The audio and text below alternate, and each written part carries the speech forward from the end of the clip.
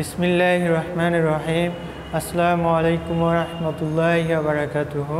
আমি ইশরাক আহমেদ, প্রভাষক ইংরেজি, Nabakumar institution and doctor Shahidullah college. সুপ্রিয় শিক্ষার্থী বন্ধুরা, আজ আমি তোমাদের সাথে যে বিষয়টি নিয়ে আলোচনা করব তা হচ্ছে প্র্যাকটিস বেসড লার্নিং, অর্থাৎ অনুশীলনের মাধ্যমে শিক্ষণ, ইউজ অফ মডিফায়ার।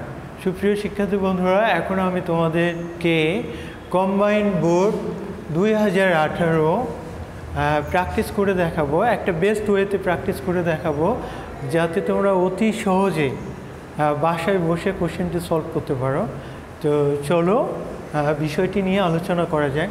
তো শিক্ষার্থী বন্ধুরা, ফাইনালি আমরা এই বিষয়টি নিয়ে আলোচনা করার পূর্বে তোমাদেরকে একটা বিষয় ক্লারিফাই করতে চাই, তা হচ্ছে মডিফায়ারটার অবস্থানটা কোথায় আমরা দেখে নেব। দেখো এখানে, the good boy is my cousin.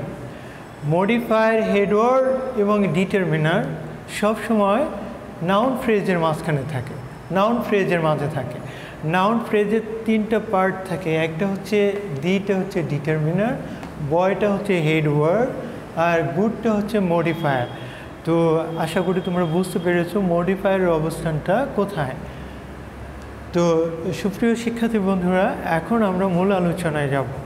তো দেখো, Kazi Nazrul Islam is called the Shelley of Bengali literature. Kazi Nazrul ইসলামকে বাংলা সাহিত্যের শেলি বলা হয়। শেলি হচ্ছে ইংরেজি সাহিত্যের একজন বিখ্যাত কবিদের মধ্যে অন্যতম একজন বিখ্যাত কবি। Shelley is one of the most great poets in English literature. ইংরেজি সাহিত্যের একজন বিখ্যাত একজন কবি, তার সাথে তুলনা করা হয় আমাদের বেঙ্গলি কবি কাজী নজরুল ইসলামকে, কারণ তার অনেক লেখা শেলির লেখার সাথে রিলেটেড। শেলিও একজন রিবেল পোয়েট ছিলেন, কাজী নজরুল ইসলামও একজন রিবেল পোয়েট, বিদ্রোহী কবি।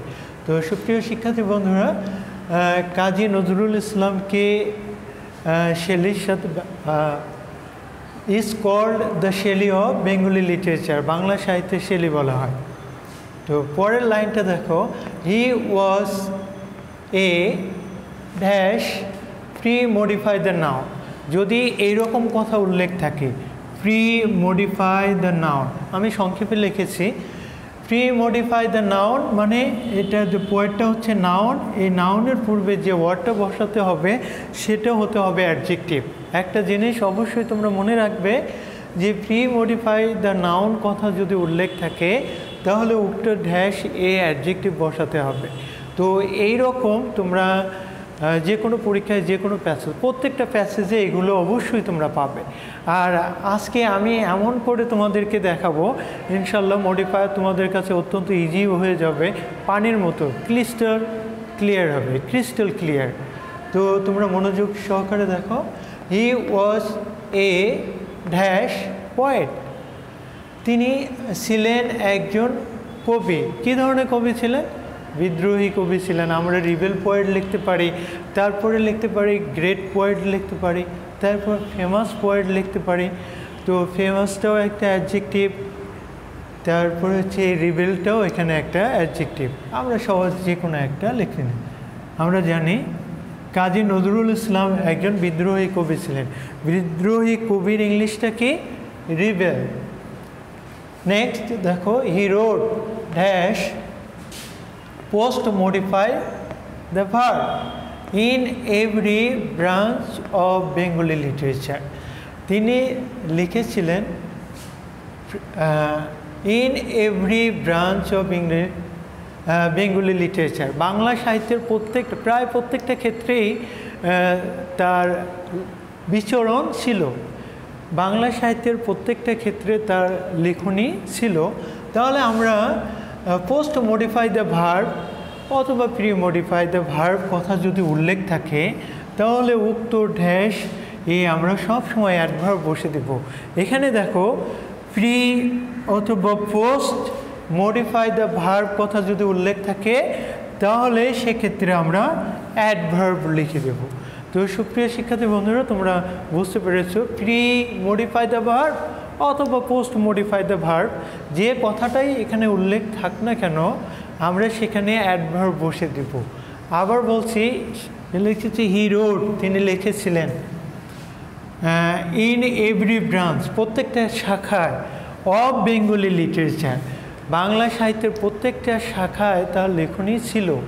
তাহলে এখানে যদি আমি অ্যাডভার্ব বসাই, প্রায় কথার ইংলিশ কি, আমরা প্রায় কথার ইংলিশ আমরা অলমোস্ট বসে দিতে পারি। Almost, almost, almost in every branch of Bengali literature, তিনি বাংলা সাহিত্যে, প্রায় বাংলা সাহিত্যের প্রত্যেকটা ক্ষেত্রেই তিনি তার লেখনী ছিল। আমরা অলমোস্ট কথা এখানে ব্যবহার করতে পারি, প্রফিউসলি কথা এখানে ব্যবহার করতে পারি, ব্রিলিয়েন্টলি আমরা কথা ব্যবহার করতে পারি। বুদ্ধিমত্তার সাথে বাংলা সাহিত্যের প্রত্যেকটা ক্ষেত্রে তার লেখনী ছিল। আমরা এই কথাও বলতে পারি তিনি সাবলীলভাবে বাংলা সাহিত্যের প্রত্যেকটা শাখায় তিনি লিখেছিলেন। আমরা সেক্ষেত্রে লিখতে পারি ব্রিলিয়েন্টলি লিখতে পারি, তারপর প্রফিউসলি লিখতে পারি, আবার অলমোস্টও কথা উল্লেখ করতে পারি। এগুলো সবগুলো ওয়ার্ডটা কি বলো, অ্যাডভার্ব। এলয় যুক্ত যে ওয়ার্ডগুলো হয় তোমরা জানো, এলয় যুক্ত ওয়ার্ডগুলো ম্যাক্সিমাম ওয়ার্ডগুলো হয় অ্যাডভার্ব। এখানে অলমোস্টও একটা অ্যাডভার্ব, প্রফিউসলি একটা অ্যাডভার্ব, ব্রিলিয়েন্টলি একটা অ্যাডভার্ব, যে কোনো ওয়ার্ড তুমি চুজ করে নিতে পারো। তারপরে দেখো নজরুল, তারপরে কমা দেওয়া আছে কিন্তু, তারপরে ইউজ অ্যাপোজিটিভ, তারপর লেখা আছে won the attention of everyone. Nazrul তিনি দৃষ্টি আকর্ষণ করেছিলেন ইন হিজ আর্লি চাইল্ডহুড, শৈশবেই সকলের মনোযোগ আকর্ষণ করেছিলেন তিনি। তাহলে নজরুল, তারপরে লেখা আছে অ্যাপোজিটিভ। তোমার অ্যাপোজিটিভ কথা যদি উল্লেখ থাকে, শিক্ষার্থী বন্ধুরা তোমরা জানো অ্যাপোজিটিভ হচ্ছে সাবজেক্ট সম্পর্কে যখন অতিরিক্ত তথ্য দেওয়া হয় তখন তাকে অ্যাপোজিটিভ বলা হয়। ধরো সাপোজ আমাদের প্রিন্সিপাল স্যারের নাম হচ্ছে মান্নান, তো আমাদের এই মহল্লায় অনেকগুলো মান্নান থাকতে পারে।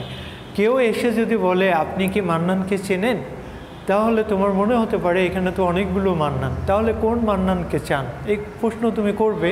তাহলে যদি বলা হয় the principal of doctor Shahidullah college, তাহলে তুমি সহজে বুঝতে পারবে যে কোন মান্নানকে এখানে বলা হচ্ছে। তাহলে তুমি সহজে বুঝতে পারবে যে এখানে মান্নান স্যারকে বা স্যারের কথা বলা হচ্ছে। তো অ্যাপোজিটিভ হচ্ছে সাবজেক্ট সম্পর্কে অতিরিক্ত তথ্য প্রদান করা। এখানে নজরুল কী ছিলেন? Our national poet, our national poet, আমাদের জাতীয় কবি। তো আমাদের জাতীয় কবি যদি আমি তোমাকে বলি তাহলে তুমি কার নাম বলবে? অবভিয়াসলি নজরুল ইসলামের নামটাই অবশ্যই বলবে। তো সেক্ষেত্রে এখানে আওয়ার ন্যাশনাল পোয়েটটা হচ্ছে কি অ্যাপোজিটিভ। আর এই অংশটা যদি বাদ দাও তাও বাক্যের অর্থের কোনো পরিবর্তন হয় না, সাবজেক্টেরও অর্থের কোনো পরিবর্তন হয় না, একই ব্যক্তি থাকে। নজরুল মানে our national poet, our national poet মানে নজরুল। তারপর দেখো won the attention of everyone, তিনি সকলেই মনোযোগ আকর্ষণ করেছিলেন ইন হিজ আর্লি চাইল্ডহুড, শৈশবে তিনি সকলের মনোযোগ আকর্ষণ করেছিলেন। তারপর লেখা আছে হি রোড চিসলেসলি, তিনি অবিরামভাবে লিখেছিলেন, বিরতিহীনভাবে লিখেছিলেন। চিসলেসলি মানে বিরতিহীনভাবে, অবিরামভাবে। তারপর লেখো আনটিল, যতক্ষণ পর্যন্ত না, the death of poetic flair, তার কাব্যিক সহজাত কাব্যিক মূল্যবোধ যতক্ষণ মৃত্যু হওয়ার পূর্ব পর্যন্ত তিনি অবিরামভাবে তার সাহিত্যর যে লেখার কাজটা তিনি চালিয়ে গিয়েছিলেন। তো আমরা এখানে বলতে পারি হি রোড চিসলেসলি, তিনি অবিরামভাবে বা বিরতিহীনভাবে লিখেছিলেন আনটিল, যতক্ষণ পর্যন্ত না the death of poetic flair, তার সহজাত কাব্যিক যে মূল্যবোধ মৃত্যু ঘটেছে তার পূর্ব পর্যন্ত তিনি অবিরামভাবে লিখেছিলেন। এই যে পজেসিভ প্রোনাউন যদি লেখা থাকে, তোমরা এক কথায় ব্র্যাকেটের মধ্যে দেখবে যে কি ও কথাটা এখানে লেখা আছে। যদি লেখা থাকে পজিটিভ প্রোনাউন, তাহলে দেখবা যে এই বাক্যের সাবজেক্টটা কি। এই বাক্যের সাবজেক্ট দেখো তো হি আছে না, এই হিটার পজিটিভ লিখবো। পজিটিভ প্রোনাউন মানে ওই বাক্যের প্রোনাউনের পজিটিভ ফর্ম। তাহলে এই বাক্যের প্রোনাউনটা হচ্ছে হি, আর পজিটিভ ফর্মটা কি বলো, হি। হি থেকে হিজ হবে। এখানে যদি সি থাকলো তাহলে হার লিখতাম, এখানে দে যদি থাকতো তাহলে দিয়ার লিখতাম, উই যদি থাকতো তাহলে আওয়ার লিখতাম। তাহলে তোমরা এই ধরনের ওয়ার্ডগুলো কিন্তু প্রত্যেকটা প্যাসেজের মধ্যে থাকবে, তোমরা অবশ্যই খেয়াল রাখবা। আর মডিফায়ার অত্যন্ত সহজ, এই বিষয়গুলো ঘুরে ঘুরে প্রত্যেকটা প্যাসেজের মধ্যেই তোমরা দেখতে পাবে। দেখো, পজিটিভ প্রোনাউন হলেই ওই বাক্যের প্রোনাউনের পজিটিভ ফর্ম তুমি বসে দেবে। তাহলে হিজ পয়েটিক প্লেয়ার, তার কাব্যিক মূল্যবোধের মৃত্যু ঘটার পূর্ব পর্যন্ত তিনি অবিরামভাবে লিখেছিলেন। তারপর দেখো, হি কম্পোজড হিজ সংস, তিনি তার গানগুলো রচনা করেছিলেন dash use infinitive phrase post modify the verb. আমি সংক্ষেপে লিখেছি ইনফিনিটিভ। ইনফিনিটিভ কাকে বলে তোমরা জানো? ইনফিনিটিভ হচ্ছে to plus verb one. To plus verb one হচ্ছে ইনফিনিটিভ। আর যদি বলা হয় ইনফিনিটিভ ফ্রেজ, তাহলে to plus verb one plus আর একটা ওয়ার্ড আসবে, সামঞ্জস্যপূর্ণ আর একটা ওয়ার্ড আসবে। তাহলে সেক্ষেত্রে খেয়াল করে দেখো, তিনি গান রচনা করেছিলেন মানুষকে উৎসাহিত করার জন্য। মানুষকে উৎসাহিত করার জন্য, তাহলে আমরা কি লিখতে পারি? To inspire, to inspire people, to inspire people. তিনি লোকদেরকে উৎসাহিত করার জন্য তিনি তার গান রচনা করেছিলেন। পরের লাইন দেখো, হিজ সংস আর, তার গানগুলো হয় ইন্টেন্সিফায়ার। ইন্টেন্সিফায়ার কথা যদি উল্লেখ থাকে তাহলে বুঝে নেবা সবসময় ইন্টেন্সিফায়ার কথা উল্লেখ থাকলেই সেখানে ভিড়ে বসে দেবা। এক কথায় তোমরা চোখ বন্ধ করে না, চোখ খোলা রেখেই তোমরা ইন্টেন্সিফায়ার কথা উল্লেখ থাকলে সেখানে ভিড়ে বসে দিবা। তাহলে দেখো এখানে লেখা আছে হিজ সংস আর ভেরি কি, ভেরি। দেখো এখানে মিলো, তারপরে ডিএস। মিলোডিয়াস কথার অর্থ হচ্ছে সুরেলা। তার গানগুলো ছিল অত্যন্ত সুরেলা। তোমরা জানো নজরুল সঙ্গীতগুলো শুনতে অনেক ভালো লাগে, কারণ এই গানগুলো অত্যন্ত সুরেলা হয়, অত্যন্ত মেলোডিয়াস হয়। তারপরে দেখো, he enriched the Bengali literature, তিনি বাংলা সাহিত্যকে সমৃদ্ধ করেছিলেন। Use adverbial phrase post modify the verb. Adverbial phrase, তাহলে এখানে আমরা কি লিখব? He enriched the Bengali literature. Adverbial phrase post pre modify the verb. আমি বলেছি তোমাদের প্রি এবং পোস্ট কথা যাই থাক না কেন, সেখানে অ্যাডভার্ব কথাটা তোমরা অ্যাডভার্ব বসে দিবা, তাহলে হয়ে যাবে।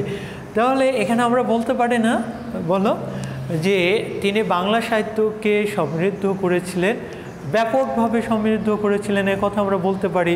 Highly Bengali, he enriched the Bengali literature. Greatly কথা উল্লেখ করতে পারি, হাইলি কথা উল্লেখ করতে পারি, তাহলে সহজেই হয়ে যায়। দেখো, গ্রেটলি অথবা হাইলি মানে ব্যাপকভাবে তিনি বাংলা সাহিত্যটাকে সমৃদ্ধ করেছিলেন। গ্রেটলিও হচ্ছে অ্যাডভার্ব আর হাইলিও অ্যাডভার্ব। তারপর দেখো, হিজ লিটারারি ওয়ার্কস, তার সাহিত্যকর্মগুলো হ্যাভ এনরিচড সমৃদ্ধ করেছে কি, use noun adjective literature. Noun adjective কি, লিটারেচার কোন সাহিত্যটাকে সমৃদ্ধ করেছে? তার যে সাহিত্যকর্মগুলো হ্যাভ এনরিচড সমৃদ্ধ করেছে ড্যাশ লিটারেচার। কোন লিটারেচার? Bengali literature. বেঙ্গলি লিটারেচারকে সমৃদ্ধ করেছে, Bengali literature, sorry BA BENGALI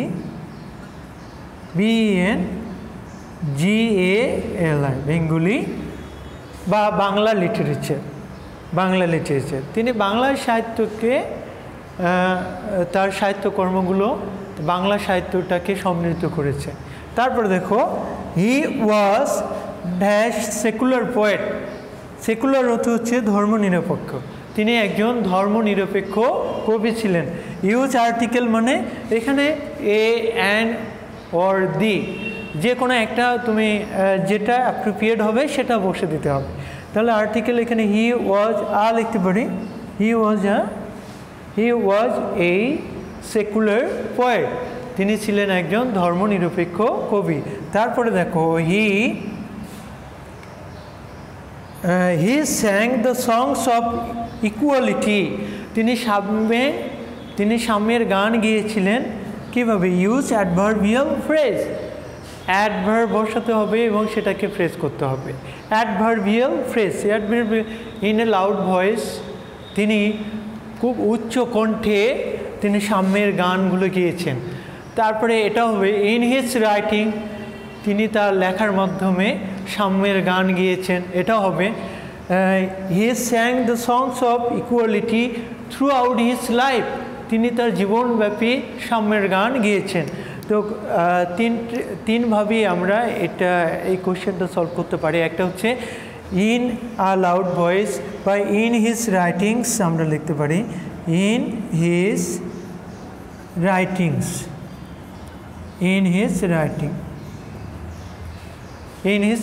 তিনি তার লেখার মাধ্যমে তিনি তার লেখাগুলোর মাধ্যমে সাম্যের গান গেয়েছেন। তো সুপ্রিয় শিক্ষার্থী বন্ধুরা, আশা করি তোমরা বুঝতে পেরেছ। মডিফায়ার অত্যন্ত সহজ, ভয় পাওয়ার কোনো কারণ নেই। আমি যে বিষয়গুলো একে সাইড নোট করেছি, এগুলো যদি তুমি মনে রাখো তাহলে এই অনুযায়ী প্রত্যেকটা প্যাসেজে এই বিষয়গুলো থাকবে। ইন্টেন্সিফায়ার থাকবে, তারপরে হচ্ছে পজিটিভ থাকবে, তারপরে ইনফিনিটিভ থাকবে, তারপর pre post modify the verb থাকবে, প্রি মডিফাই দ্য নাউন থাকবে। প্রি মডিফাই দ্য নাউন যদি হয় তাহলে অ্যাডজেক্টিভ বসে দিবা। ইউজ অফ আর্টিকেল যদি হয় এ অ্যান দি, তারপরে present participle, verb plus ING. এই বিষয়গুলো প্রত্যেকটা প্যাসেজে তোমরা খুঁজে পাবে। আশা করি তোমরা আমি যে কম্বাইন্ড বোর্ড 2018 যে প্র্যাকটিসটা তোমাদের দেখে দিলাম, তোমরা বাসায় এইভাবে প্র্যাকটিস করবে, তোমাদের কাছে অত্যন্ত সহজ হয়ে যাবে ইনশাল্লাহ। আমি পরবর্তী ক্লাসে অন্য একটা টপিক্সের উপর তোমার বোর্ড কোশ্চেন প্র্যাকটিস করে দেখাবো, যাতে তোমরা বাসায় সহজে সেটা সমাধান করতে পারো। আজ এ পর্যন্তই, তোমরা ভালো থাকো, তোমাদের সুস্বাস্থ্য কামনা করে আমি এখানেই শেষ করছি। আল্লাহ হাফিজ।